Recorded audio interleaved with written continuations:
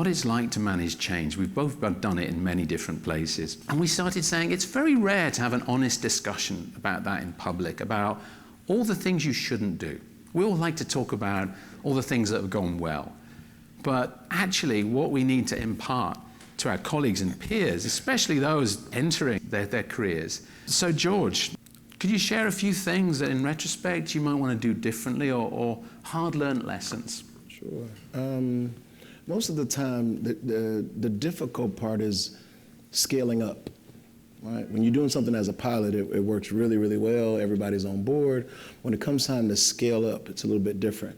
So I'll give one kind of technical change that's still evolving. So I've had the privilege of working for Ray Anderson at Interface, working at the University of Texas, an amazing role. I've worked for a large tech company, Amazon. Also now in the fashion industry, but I've had a variety of experiences. But the company that I worked for in between those was a company called Mohawk. Big flooring company, they did a lot of residential, and they decided, I'm concerned, and I'm gonna tell you why I'm concerned. So we decided to make a technical change. We made a technical change 12 years ago to start using plastic bottles to make residential carpet. Where do you think the challenge is? Now the people with plastic bottles want their bottles back. So it was a great decision at the time. People were saying, hey, we're not using this for anything. It's becoming a challenge. You know, no one was forcing the plastic bottle industry to take their bottles back. We made a change. So I'm concerned about now that the price is gonna go up, things are gonna change, they want their plastic bottles back for plastic bottles. What happens to that market and that business unit that we made a decision? And like no one thought about it at the time, it was a great decision, right? Well, people say, well, why didn't you just take the old carpet back? Because we, the people, demanded that we don't use PFAS anymore. Well, all the old carpet had PFAS. So to take it back, the cost of separating the PFAS, polyfluorinated carbon, from those particular carpets to bring it back was more expensive than buying the plastic bottles. So economically, from a business financial standpoint, that was a right technical decision. But I say that to say that sometimes when we make decisions for what the best circumstances are in that moment, and we make decisions based on what the best certification parameters are in that moment. But the evolution of those things sometimes change with the dynamic of the way business is done. And so it's always like a difficult task to think about that evolution of change at that level, which is why you need like systematic approaches to change. So if this, then this. If that, then this. A similar technical challenge is we decided to try to make, this is at Interface, tried to make carpet from corn. And great decision. We did a lot of research. There was a lot of corn out there. And then all of a sudden, this thing called GMO pops up. And then so I remember having a conversation with the R&D team and with Ray Anderson and saying, hey, have we thought about how many acres of land it would need to, if Toyota decided they wanted corn for everything? Now all of a sudden you got an agricultural issue that's directly connected to the decision that we're about to make about making carpet from corn. Could we do it? Hell yeah. Is it the right thing? Eh. Because now we get criticized from, hey, agricultural advocates saying, hey, you're gonna take up this to make stuff, to make yourself profitable, but you're not thinking about people who are hungry. Or taking up this agricultural place, which is now, you're taking away this resource that we could use to plant crops and food and those types of things. And that's a mindset of, you know, people who are business-minded, but also trying to be sustainable at the same time. So I think sometimes people don't think this, but it's hard. And it's not always like an easy answer. There's no silver bullet in this work that we're doing. So the mindset of a silver bullet, we gotta eliminate that. And we gotta really start thinking about how things work cohesively. Nature got it right. We try to control nature, but nature has it right. Everything in nature has waste, and that waste turns into food. And we've got to figure out ways to work our systems better where all of these different types of things either stay in a technical loop that we can manage more effectively, or we use an all-natural loop that's a bio-based solution type of unit that we can create. Because I think that change in like what we expect from a technical silver bullet The smarter we get, the more we recognize that some of the changes that it's kind of like having Palm Pilot mindsets on Apple phone technology. So there seems to be two clear lessons here. Well, one main one is embrace complexity, don't oversimplify. Cannot. And don't do the technological magic bullet thing, which can be a beautiful fixation. I have to say the foreign aid world is full of this. All these projects putting in this nice bit of, I don't know, solar technology into a community, not looking at the complex system and the wide. So it's about understanding, embracing complexity, including human behavior. Yes. When you start this change process. Is that the first lesson? Correct. I think that's a valuable lesson. I think the other one is that we lose sight of the why we need change. I'm always amazed, including every company that I work for, we decide to say, well, since 1996, we've done this, and this, but you've been open since 1972. So what happened to all the shit you did from 96 to 72? Like, all of a sudden we just forgot how to measure the impact that we had with those years back. Like, so I'm always big on advocating not just to measure your footprint, but also measure your handprint, because you owe for all of the times that you didn't regulate and that you didn't think about. And people say, well, who do we owe? I think it's the business world has to respond to this statement. One of my favorite statements. I give credit to Brian Yeoman from the University of Texas. It's no longer okay to privatize the wealth and socialize the risk. And the industry has done that for forever. Like, we leave all of these things for other people to take care of as if like it's okay, right? So, and it's a continual behavior like that. And you do know when you make these investments in these technical solutions, you're also still taking things from the Earth's crust at a rate that's probably not normal. And you're asking Mother Nature to deal with that complexity a little bit differently. But the people who suffer are the people who have Cancer Alley in New Orleans. Or do you think the people in Flint, Michigan wanted their water to catch fire when they turn it on? Like, those are things that have happened as a result of behaviors of privatizing the wealth and socializing the risk. So one of the things that Elwin always asks, why do you always stay so excited? Because I feel like I still owe, right? There's so much to be done. And I think sometimes we get passive about it. And it's not until a tragedy happens that it kind of makes us respond a little differently. When a really bad tornado happens, or when a really bad hurricane happens, or when a really bad mudslide, or we get a lot of flooding waters, or when the water comes up from the bottom in New York in the train station and the airport, then all of a sudden it's kind of like, oh shit, we really can't control Mother Nature the way that we want to. And we begin to recognize like some of the decisions that we're making are hurting people that we are asking to now help us on our climate journey. Is that second lesson that just recognizing the importance of what we're all trying to do here, and trying to keep your excitement and motivation, even though it's so hard, what we're trying to do, right? Is that, I'm trying to think, because that's... Humility with dignity is one of the things that I like to keep as a principle. Like, as much as we compete, I think competing for what Mother Nature does for us for free is not a competition. Right? I think that sometimes we kind of set these earmarks for that we're great if we're able to do this. And I think nature's been doing it for us for a long time. So I think that you can set goals, but I think that you have to remind yourself that you live within a system that has set goals for you. And she can survive without us, unfortunately, whether we want to believe that or not. And so I think that the level of humility that we need to have is critically important in regards, especially in the business arena. I know we've got goals that we need to meet, we've got financial goals, we've got environmental goals, we've got social goals that we want to try to check off the box, but we always check things that we can accomplish. We never check stuff that we can't. And we know what we can't.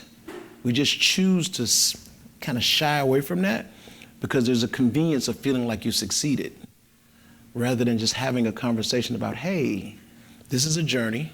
We're on a long journey. It's going to be a difficult journey, and we're going to continue to move forward in these particular aspects. I'm not as big of a proponent on people just criticizing folks when they make a small step, because I feel like if you don't encourage them to make that small step, they'll never make a big one. So I think that you have to have some level of understanding that people are where they are, because sometimes people haven't really reached out to show them why they need to move forward in a different way.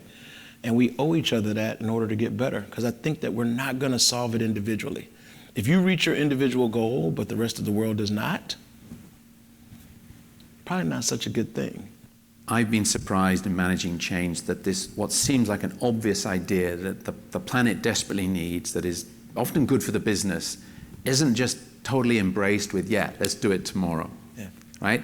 And where change has not gone as well for me is when it's been faster than an organization can absorb. I wonder, is that another, I'm extracting lessons here, is that another lesson you've experienced? So what about the speed of change, I guess? I think that the speed of change is theoretically, this new certification, theoretically, it makes sense, right? But I think sometimes we don't consider 4 levels down in the supply chain, you've got a bottleneck that no one's even thought about it. But like theoretically, and yes, scientifically, it could make sense. But until you start passing that through the entire process, because we don't really collaborate at the level that we should, then all of a sudden you get a bottleneck, and no offense, the theorists don't want to move, and the industry doesn't want to move. And who does that help? And then the industry criticizes the theorist, and the theorists say that the industry doesn't want to move. And so you don't get the movement that you need, because sometimes theoretically things do make sense, right? Like, hey, we could be doing this at this pace at this time because there's 2 small startup companies that are doing it at a small scale. So let's go, right? And everybody else will just have to catch up. And that's exciting until the catch-up costs multi-million dollars and somebody's got to make a decision about that. And because your theory makes sense to you, that a business person says, business has been slow this last 6 months and we're not going to make that $2 million investment. And now all of a sudden you're angry. And now you feel bad about the company and you criticize the company publicly, but you still want them to use your certification, and they're looking at you like, why would I use that if you're going to criticize me? And so that happens, right? And then you kind of create multiple certifications, and then people say, now I got to pick and choose, rather than having some unifying format of, hey, all of these are good because we criticize each other, rather than saying like, hey, it's far too bad for us to be criticizing any certification that's advancing this vision, mission, value of what it is that we need to do. And that's hard because everybody wants to win. But we don't recognize that if we do that, we all kind of lose in a certain way. If you just choose one and one's not, I think that you got to support any of them that are adding value. And you get to choose as a business which ones make sense for you, but you're not critical of the others. You're just saying this makes sense for what we're doing and how we're moving, and this is the direction that we're headed, and here's why. And I think that people don't want to take the time to do that, right? You just want to win. And I think that we're all losing at this point. And it makes me nervous that sometimes we want to win. I just left Greenbuild and I had a conversation with all 3 leaders from Living Building, USGBC were there. And I had an interesting conversation, and they were already talking about this, but what are the 2 or 3 things that we can agree upon from all of those things? Climate change, equity, and health and wellness. I think we can all agree on that. Can we set some national, international, global goals on that? No matter what your certification is, that you do that. I think the same thing needs to occur fashion industry. It needs to occur in the manufacturing industry. And I think that that's a lesson learned, 25 years experience. Like I feel like I get caught like, well, hey, you were on the U.S. Green Building Council board. Yeah, but I'm critical of them too. I don't think that they did everything right. I've often seen change as like this elastic band that you need to stretch to create pressure. But if you stretch too much, it snaps. Yep. If you don't stretch enough, things don't change. And I think what you're saying is you just got to find that right space and think very consciously about how you create pressure, but what's too much, where you get a counter reaction against that change. And that's just a really interesting lesson right there, I think. I think there's both. What's not in the rubber band is people. Right? So usually when you're stretching, you've got the Dr. Baumgarts and the leaders who have visionary leadership. Like his leadership is unprecedented in terms of like pulling, right? And then you've got businesses that pull the same way. You got, your Jeff Bezos when I was underneath his leadership, your Ray Andersons, they were pulling, right? There's a lot of stuff in between there, a lot of suppliers, a lot of supply chain, a lot of individual cultures that don't really understand climate change. Like, there's some communities, when you talk to them about climate change, they can't get a conversation with you because I don't have food or grocery store in my neighborhood, or we've got homelessness everywhere. So like, I need to address that. Like, and you're trying to tell them about, hey, you need to put this LED bulb in your house because I want you to change the climate. And they're kind of like, well, you know, you walk by 60 homeless people to give me this light bulb?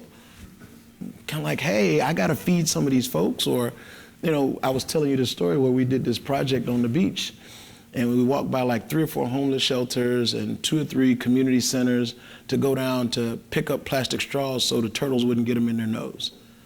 And the guy gets down there and he looked at me and he says, damn, I felt awful walking by all those folks just to come here to do this. And I was kind of like, well, why did we? Because we don't look at the context of who we're asking to come and join the cause, because the cause is more important than the people.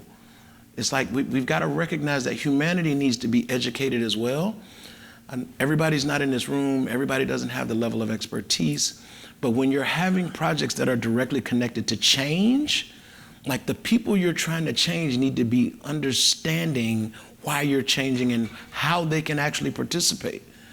So the levels of engagement need to be commensurate with your desired outcome. And I think sometimes we lose sight of the people aspect of that because we're moving fast, and that's all for the right reasons. But I think that you need to have a part of that team that says, hey, who are we trying to bring along? And why are we trying to bring them along? And what value do they offer in the same regard? And how do we get them to click? One of the CFOs that I worked for, we were doing an acquisition, and he hated sustainability. Didn't understand why what are we doing? And, you know, no offense to CFOs. I'm sorry if you're out there, but y'all are difficult to deal with. CFOs and procurement people are hard to handle. So we were having this conversation, and then we were doing this huge acquisition. The price of the acquisition was extremely high. We needed to do it because we needed to acquire this business in order to balance out what we were trying to do strategically. And so I asked him, I said, hey, do you mind if I take a look at, you know, the numbers and the facility and those types of things? And so I went in and looked at it, and the energy in this it was an old, like an 1800s building we were buying in Australia. And the price of the building was ridiculous, but the energy was horrible. Horrible. All the systems were like leaking and all that kind of stuff. So I went in and did an evaluation of our worst building and this building. And this building was almost 8 times worse than our worst building in terms of operational cost. So I went back to him and I said, hey, let me do a sustainability evaluation for you. And I just used basic stuff from LEED, well, living building, put it all together, put it in a nice little spreadsheet. And it was almost like a $40 million difference in what they wanted versus what it would cost us to operate on a regular basis. He used that to go back and get the building for $40 million less, and they went for it. All of a sudden, now I'm his best friend. You have to learn how to talk in a language that they understand. And now he still is the CFO of this company and still uses this for every acquisition. There's a pre-sustainability evaluation on every building that they buy to make sure that the thresholds for operational measurement on energy, water, those things are in place. Joe, that's so interesting. It's like we need to be multilingual and speak to so many different audiences, because it's a truism, right? That change is actually about people. Yeah. Technologies help, systems help, but it's about human psychologies, and often just a handful of individuals in a specific moment. And where it, you know, it's a lesson I've learned too, that if you don't think about that at the very beginning, map that out and think very schematically about what language do they speak, what motivates them. And, you know, in terms of time, another adage is that change feels really slow when you're doing it, but when you look back, you think, wow, didn't we do a lot? But it happens in time scales of 2 to 5 years. Yeah. Not often an overnight